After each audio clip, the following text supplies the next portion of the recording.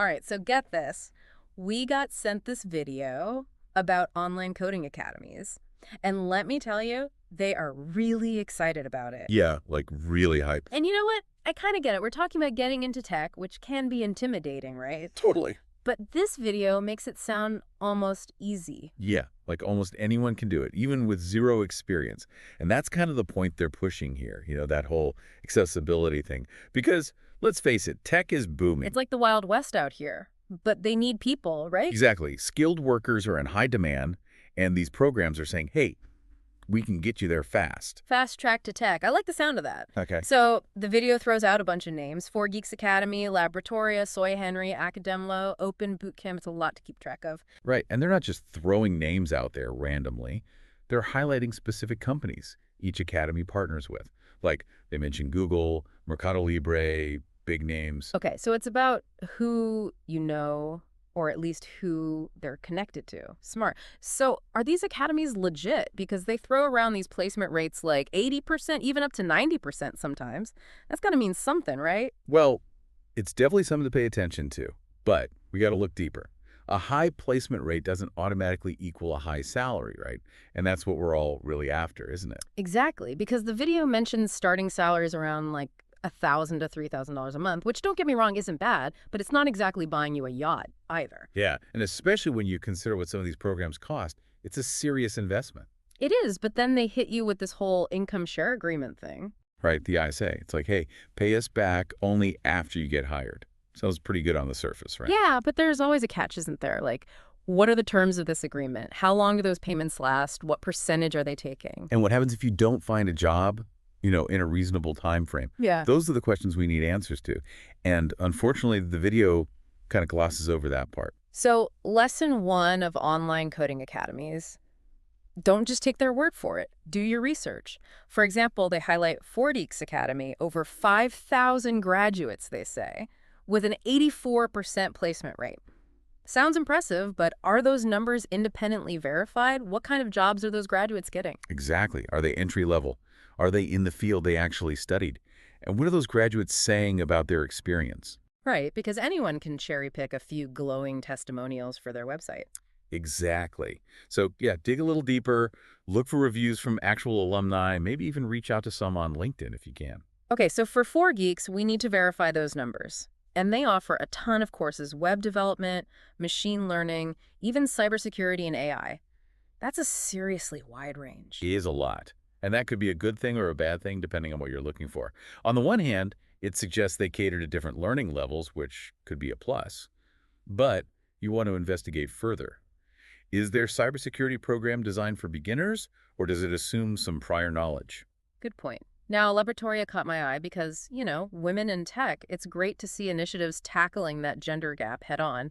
Absolutely. Yeah. And they've partnered with big names, Google, IBM, JP Morgan, which suggests strong industry connections. Plus, they mainly focus on web development, but also offer training in UX and data analytics. It's like they're building a pipeline of female tech talent and connecting them directly with potential employers. That's impressive. Right. And, get this, they claim a 77% placement rate for their 3,800 graduates, with an average starting salary exceeding $750 per month. Again, we'd want to verify those figures, but it's promising. Way to go, Laboratoria. Okay, let's move on to Soy Henry, which seems to be a fan favorite for aspiring coders. Definitely. They're based in Argentina, but offer fully online boot camps, so they're accessible globally. Their curriculum covers web development, JavaScript, data science, and data analytics. They've partnered with companies like PayPal, Santander, Google, and Rappi. They've got some serious global reach with those partnerships. They do, and it's worth noting they also operate on the income share agreement model. Again, that could be appealing for some, but remember those caveats we discussed earlier? Always, always read the fine print. You got it. Next up, Academlo. What's the story there? They offer a comprehensive online curriculum covering web development and programming, kind of similar to Soy Henry. But they emphasize a project-based learning approach, meaning students build real-world applications. Okay, I love this. It's one thing to learn the theory, but actually applying those skills to practical projects, that's where the real learning happens. I agree. And their placement partners include companies like Poly, Globant, Krahana, and once again, Mercado Libre. They seem to be popular with students in Latin America. They are. While their reach extends to Europe and the United States, their primary focus appears to be Latin America. Makes sense. There's a huge tech scene there that's only growing. Makes sense. Now, on to the elephant in the room, or rather the unicorn in the chat room, Open Bootcamp, a 100% free program. Seriously, what's the catch?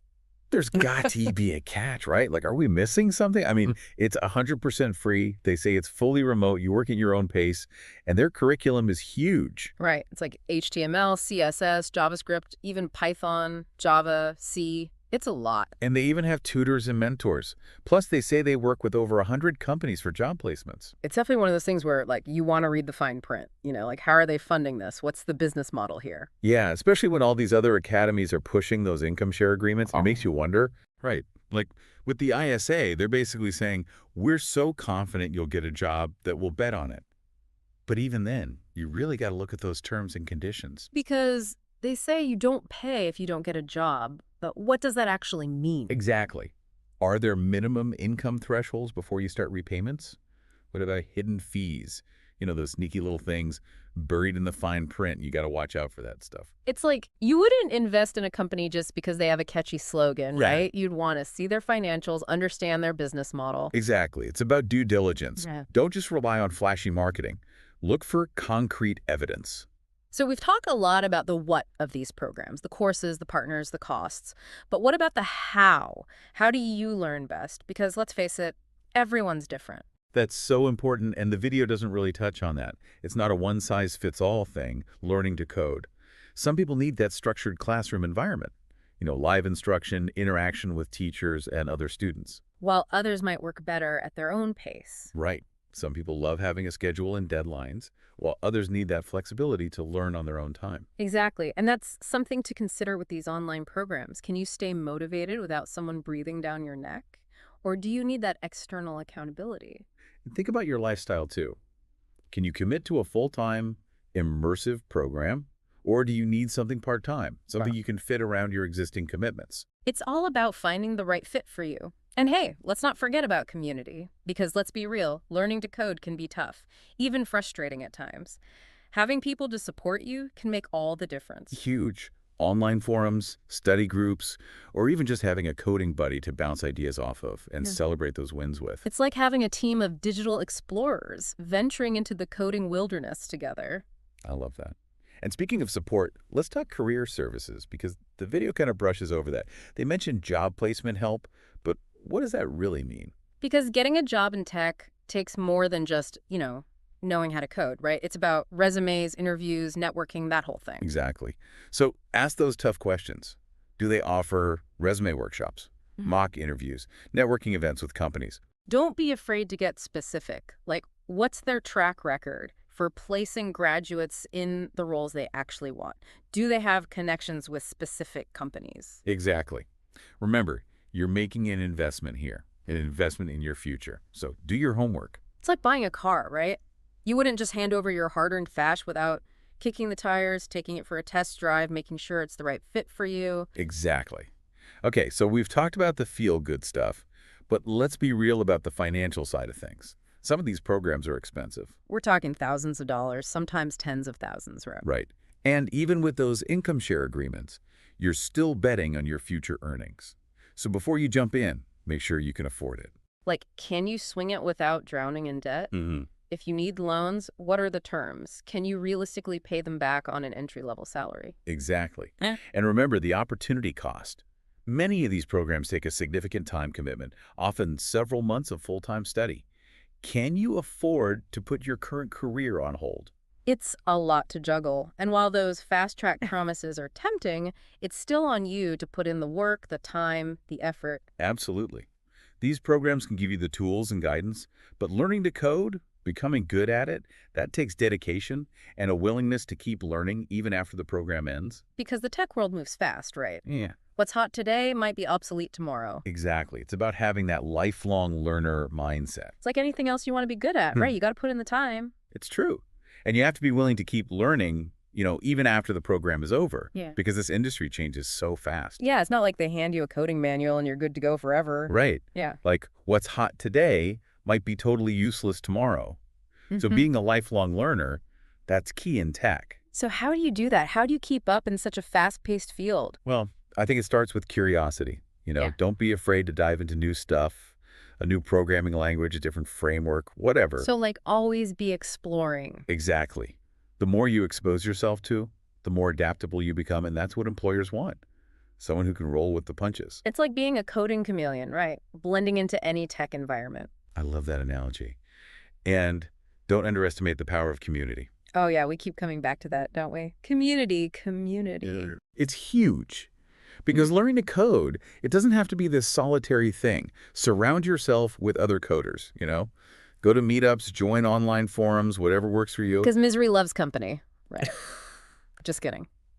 But seriously, it helps to know you're not alone in the struggle. It really does. Okay, but before we wrap up, I want to circle back to something we talked about earlier, the importance of choosing a path that aligns with what you want to do. Because tech is this big umbrella, Yeah. right? It's not just one job, one career path. Exactly. Do you want to build apps, work with data? Hmm. What about cybersecurity? There are so many options. So how do you even start figuring out what's right for you? It's all about figuring out what you're passionate about, what problems you want to solve, like what gets you excited about tech. Once you know where you want to go, it's easier to figure out how to get there, right? Exactly. And remember, this industry is constantly changing, so be open to new opportunities, new paths you might not have even considered before. I like that. So we've covered a lot of ground here about these online coding academies, but what's the main takeaway you want our listeners to remember? I think the biggest thing is this. Learning to code, it's not just about the technical skills, it's about developing a problem-solving mindset that you can use in every aspect of your life. It's like leveling up your brain, right? Exactly. And, who knows? Maybe it'll even lead you to a fulfilling, future-proof career you never thought possible. There you go. So to our listeners, we say, go forth and code. The digital world is waiting for you.